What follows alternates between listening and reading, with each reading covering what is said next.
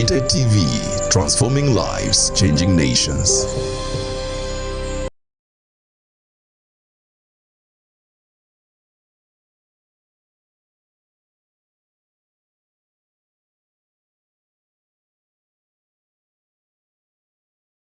In a man is a spiritual and mental image. Yeah, the problem is that when you look at the image of God in you, you are only looking at many times the spiritual image. But I want you to know that the image of God in man is both spiritual and mental. Yeah, the way man thinks, yeah, it's God who put that mind in man. You will not find that mind in any other creation. You won't find it in giraffes. You won't find it in elephants. You won't find it even in baboons and everything else. That is why if you are a product of evolution, I'm not a part of it. I do not believe that we are from Homo habilis, that we have evolved from ape man. We are not coming from Homo habilis, Kinyapithecus and Zinjanthropus. Ngati uona munga unachoka kubakolo wenzako hizo. Me, I'm wonderfully and fearfully made. Are you hearing me now? So you must understand that. Yeah, that's wrong history. There's nothing like that. That thing is not real. That thing is not genuine. Baboons are still giving birth to baboons, monkeys to monkeys, and all that stuff. So it's important to get to understand that the image of God in you. So all of you who believe in what your history teacher taught you, you and your history teacher, you have a big problem. That's not God. And have you checked how history teachers look? I don't know about you. God help me. Hi, my history teacher, Jesus Christ. So I pray for you that the image of God in you must be tapped into. Must be tapped into its divine capital. No wonder when God is relating with you, he does not want you to leave your mind behind. That's why he says, come and let us reason together. That's why he says, hey, commit your plans to the Lord and they shall succeed. He knows you can pray intelligent prayers. He knows you can bring a plan and say, Lord, look at it. How is it looking like? Have I planned well? And God endorses it, plan endorsed, and he backs it up and it gets to be established. Very important. So you must understand that this image of God is spiritual. This image of God is also mental. Yeah, your brain is a part of your body. Yeah, your mind is a part of your soul. Yes, your brain will rot with your body, but your mind is a part of the soul and shall stand before God. Are you hearing me now? So the mind is a part of you that can't be killed here. Your mind will stand before God together with the spirit. That's why you must understand that you are a spirit and you possess a soul. And inside that soul is your mind, your will, and your emotions. No wonder in hell people feel the pain because the soul is there. That's why they will cry. That's why there will be pain, and that's why there will be memory, there will be remembrance. Yeah, so I pray that you and I must know that when we are born again, we don't leave our minds behind. Yeah, our minds must be renewed and even think better. That's it. That's it. Yeah, your level of thinking determines your kind of prayer requests. We can tell the way you think by the way you pray. Yeah, that's why one will pray asking God for shoes, another one will pray asking God for a shoe boutique, another one will pray asking God for a factory. God will answer them all. Why they've prayed differently is their level of thinking. So the way you think is crucial. This is why when we come to understand strategic planning, we then know it's something godly. Yeah, God is a planner. Jeremiah 29 and verse 11, I know the plans I have for you. So God works with a plan. I know the plans I have for you. They are plans not to harm you, but plans to prosper you, to give you hope and a future. So God has a plan for me. God has a plan for you. God is a planner.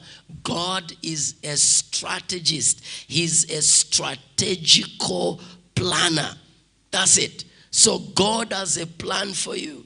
So it's then important then that you as well must have a plan. God has a plan for you. You must also have a plan. God is a planner. I made it clear to church yesterday in midweek service. I was saying, look, let's check how God plans strategically. All right? Yeah. He planned for Adam before creating Adam. He planned for Adam before creating Adam. Yeah, when you check the way creation unfolds, whatever he creates after, needed the previous to survive. So God unfolds creation in a particular order. Yeah.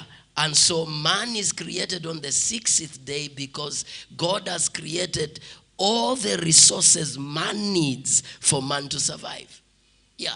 So creation is out of good planning. So God plans for Adam and knows that this man will need earth because I've put him in a body. This man will need resources. This man will need water. This man will need sunlight. This man will need earth. This man will need air. This man will need all that. So God creates man, all right, and he places man in an atmosphere conducive for man's survival. That's proper planning. That's strategical. So God now begins to also create nations because nations are a creation out of one man. God, Acts chapter 17, verse 26 to 27, out of one man, he made nations of them. So from one Adam, he began to create nations. Yeah. Out of Abraham, he began to create nations. So nations are God's creation. That's very important. It's God who creates a nation. Acts 17, verse 26, 27. Out of one man, he created nations of them and demarcated places and boundaries where they should dwell.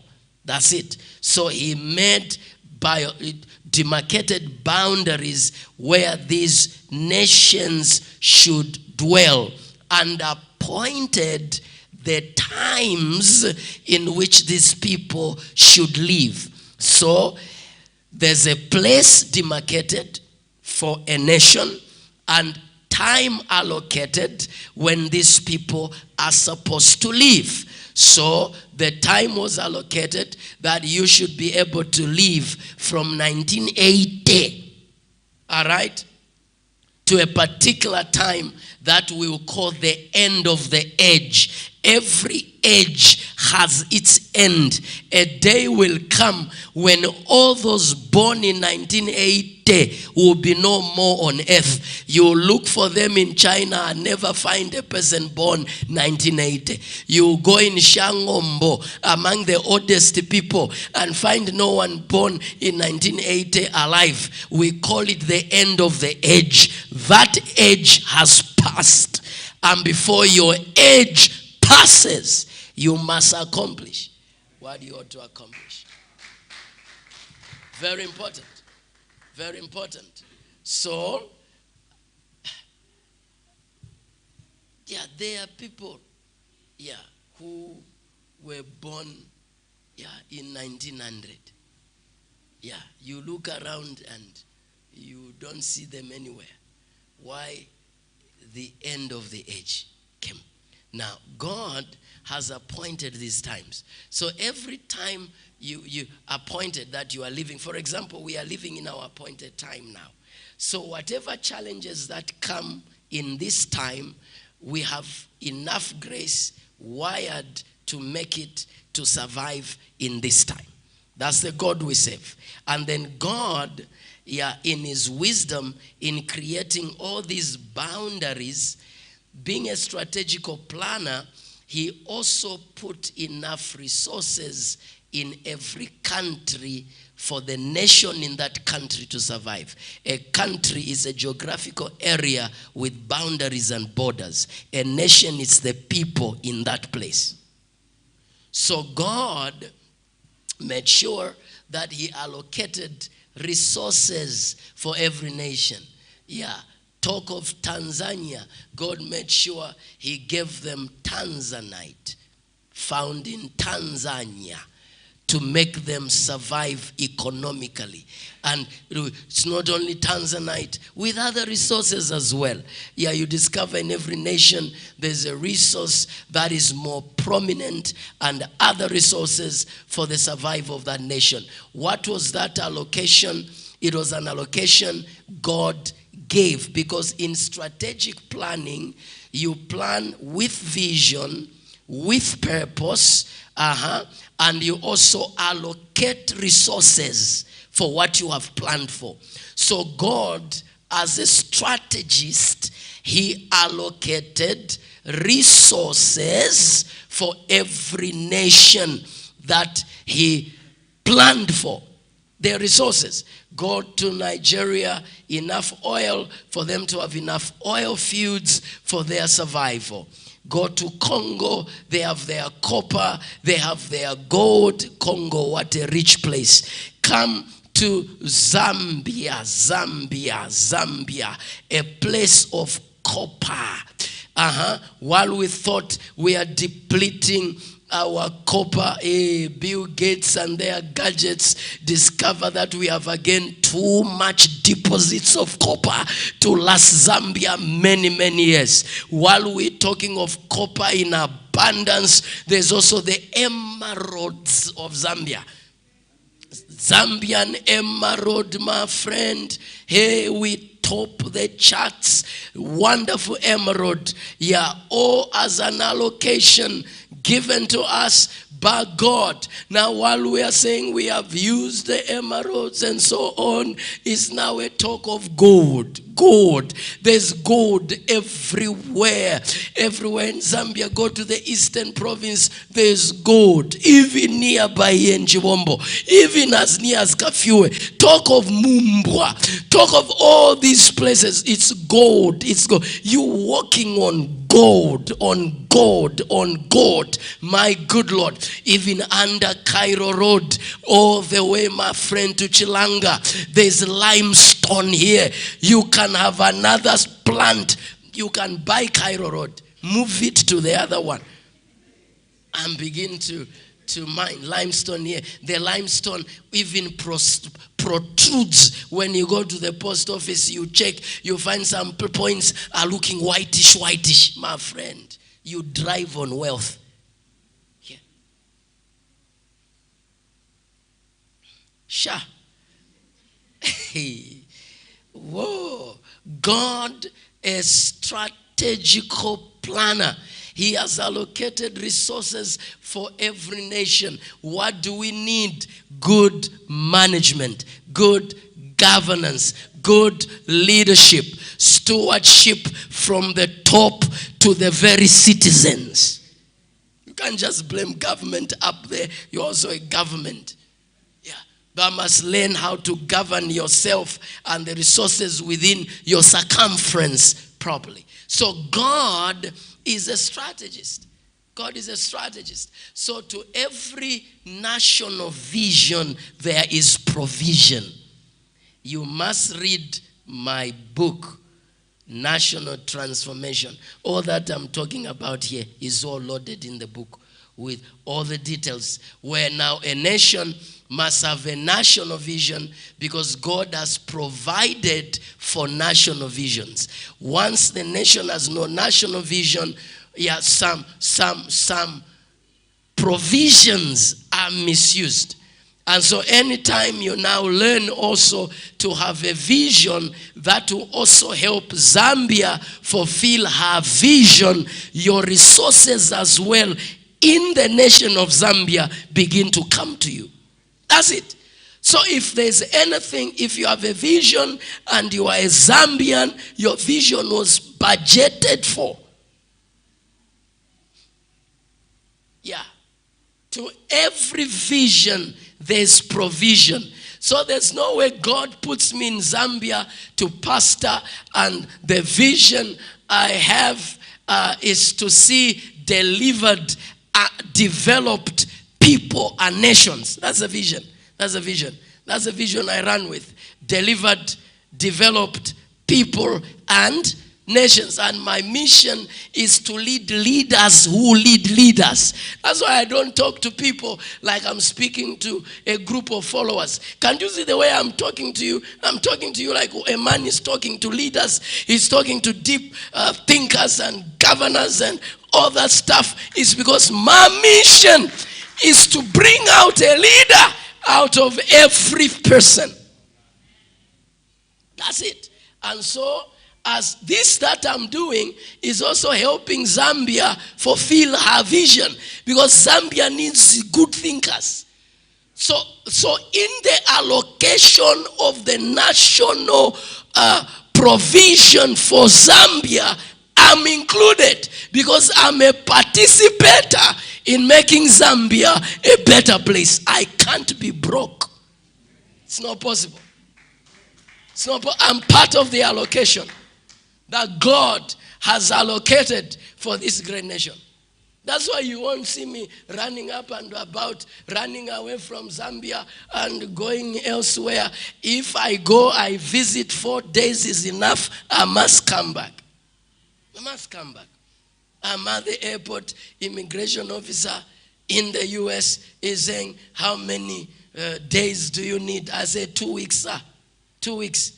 Say, no one comes to America for 2 weeks. I said, I'm busy back home. God help me. Who said America is everything? Jehovah. Huh? The way I'm enjoying here with these nice people.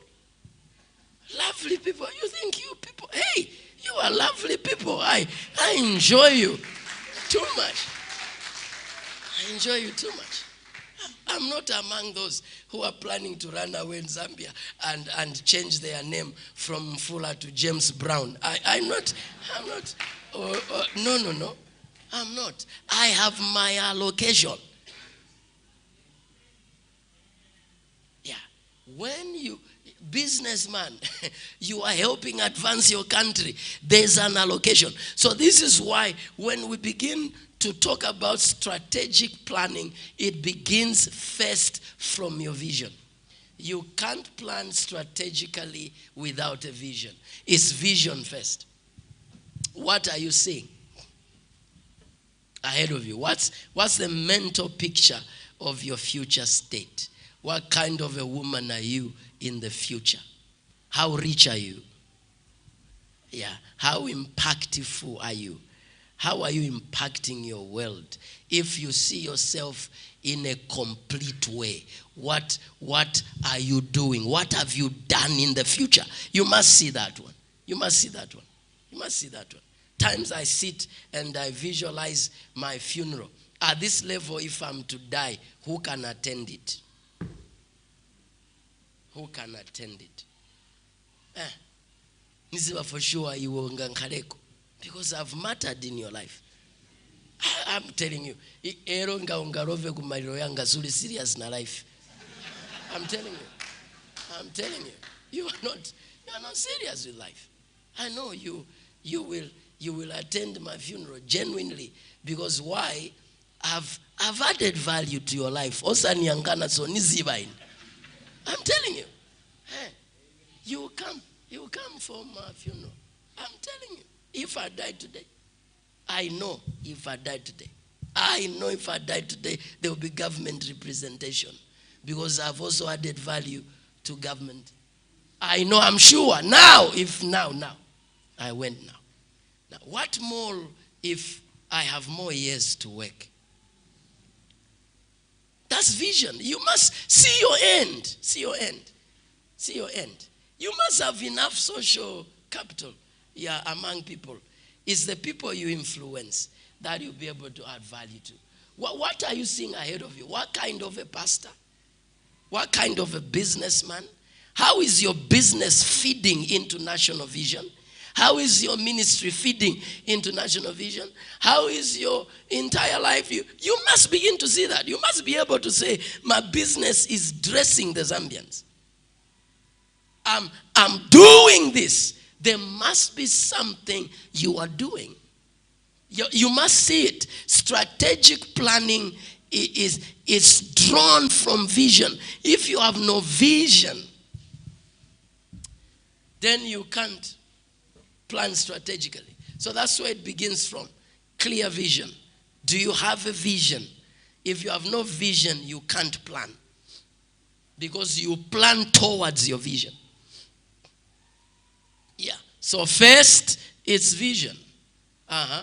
Yeah.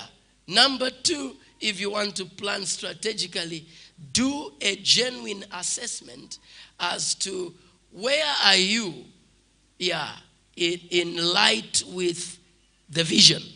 How far have you gone into vision fulfillment? Where are you at? That complete picture you are seeing of a multi-millionaire, and you are funding projects, you are instrumental to national needs, and you are meeting the needs of men according to what you are seeing as your final end picture that you are looking at now. Be able to look at it and then assess yourself, where am I now?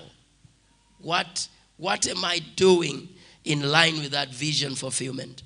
So that assessment is important. Is what I'm doing now taking me towards that complete picture? Or I'm walking away from it? Or I'm not moving towards it in any way? So clear vision. Secondly, do some assessment. Where are you in picture of the vision that you actually have? So I sit here and I get to look at that vision that I have, because by the time I'm going home, I must leave a city for God. Yeah, I must impact not Zambia only, impact the globe to a certain level. I'm seeing that, and I should be able to weigh myself now, check myself, assess. What am I doing? In line with the vision, in line with the mission that I have. I must be able to say, okay, at least towards the city that needs to be built, that should be a city of refuge to many, a place of transformation where men are delivered, men are made. At least so far, there's a land where all this activity is happening.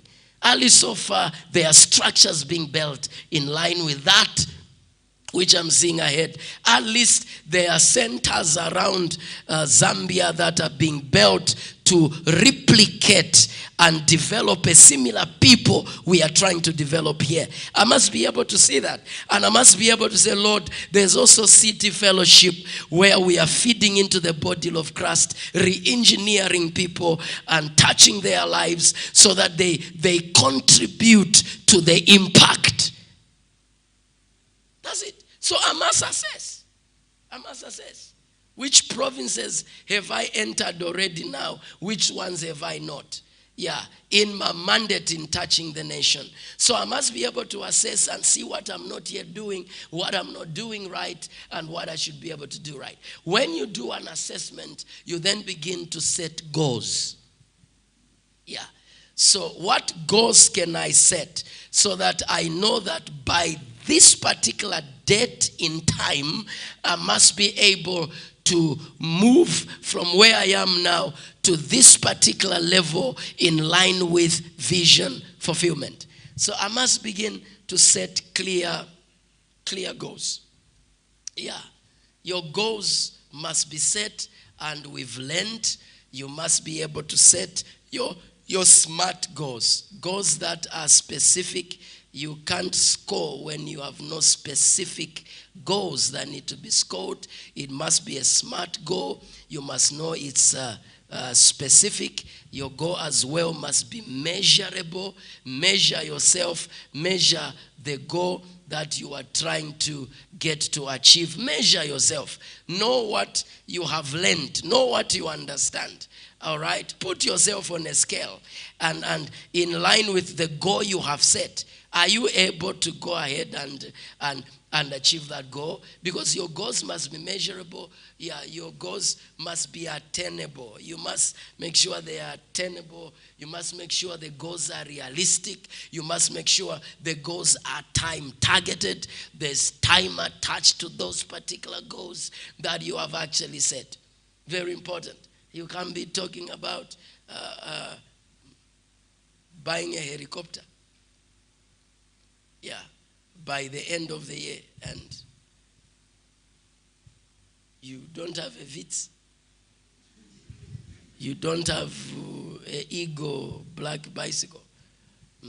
So whatever you are setting, you are not measuring yourself properly and measuring the goal. You are not being realistic, really. You are not looking at what you are able to attain. In short, you are setting goals, but you are not smart.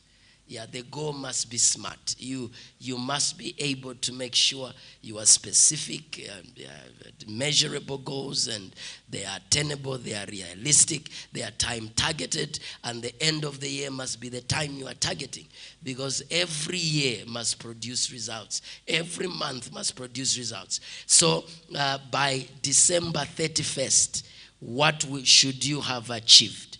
All right? And then you now... in your planning, you come in your goal setting, you have set a goal by 31st December. There's what you ought to score in your goal you have set in business, the goal you have set in ministry, the goal you have set in your marriage, the goal you have set in your social capital, as how many other friends do you want to add to your life who add value. Yeah, even in friendship, you set goals. Yeah, I must make a new friend this year. But what kind of a friend? You must be specific. It must be a rich friend. It must be a friend who thinks properly. It must be a friend who's prayerful. It must be somebody who encourages me. God, please bring such a friend along. And may I be able to identify them. People that will bring value. What are you doing? You are growing your social capital. Yeah, very important. Very important. People around you are a great capital. Your relationships with people, that's great capital. So you must be able to check out all that. All right? So what you want to attain by the end of the year, what about now? In a month, what should you score to help you meet the goal at the end of the year? What about in a quarter of a year? What should you score? Already January is gone. It's gone, guys. I'm telling you. What's the date today? That's not the date. That's why you make those problems. Is today 23rd? Huh? Huh? Can somebody raise up a hand and tell me the date? What's today? Huh? Raise up your hand. Yes, Elder Connie. What's the date today? That's the date. You can't say 23rd. Yeah, because next year on the 23rd, it won't be this same 23rd. It will be 23rd January 2026. Because that's what makes you not plan properly. No, lero nipa 23 lero. So you keep on thinking even next month kukaba 23. My friend, when this 23rd goes, it will never ever come back. It's gone forever. Yeah. It's gone forever. The problem, you think 23rd next year will be the same. No, that will be 23rd January 2026. Where has 23rd January 2025 gone? It's gone in laziness. It's gone.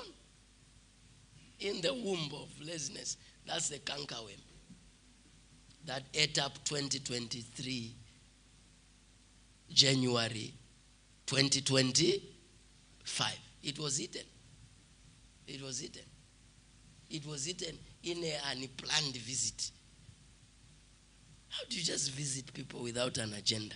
Some of those visits that have no program, they have no order, they become cankerworms. Then now you want to come and trouble me, Papa, pray that all the years that the cankerworms have eaten, my friend,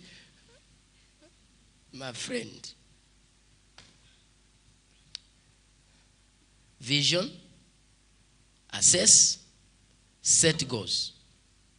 Set goals. Set goals. Time targeted. Set them. I'll end here. Time is done. Yeah, so set goals. That's number 4. I've remained with 5, 6, 7, 8, 9, 10. That I'll talk about tomorrow. Amen. Amen. Amen. And when I'm done, you must have a proper strategical plan that will bring you into your great success. For us who have faith, we build you beyond smart goals. We take you to the kind of goals where we say, set goals beyond the bar. All right? So you can have a very high aim because you have faith. Setting goals above the bar. So you set a realistic goal, then you set a goal that's not realistic. Set it above. For example, you can aim by end this year, by 31st of December, I must hit 1 million kwacha in my account. You know that goal. If you were to set a smart goal, you can only manage to maybe hit 500,000. But you take it above the smart and make it unrealistic. Because you know your faith.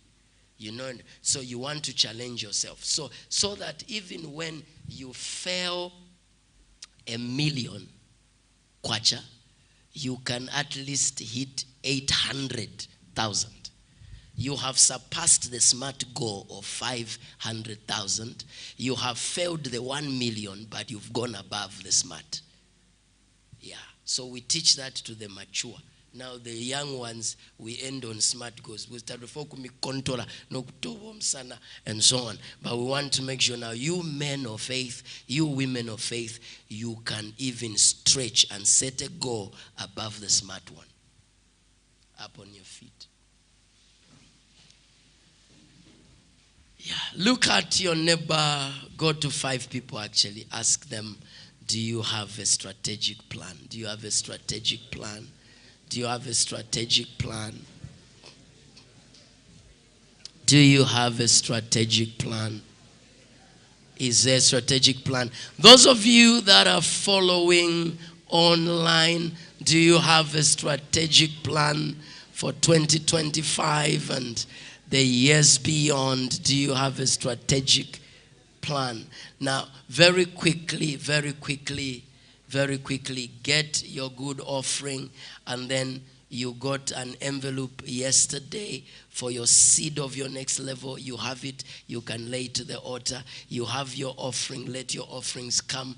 I have one important announcement, and then I release every one of us. Let your offerings come. Let your offerings come. Bless you, son. May God take you to your next level. Yeah, pull out your offering. Pull out your offering. Pull out your offering.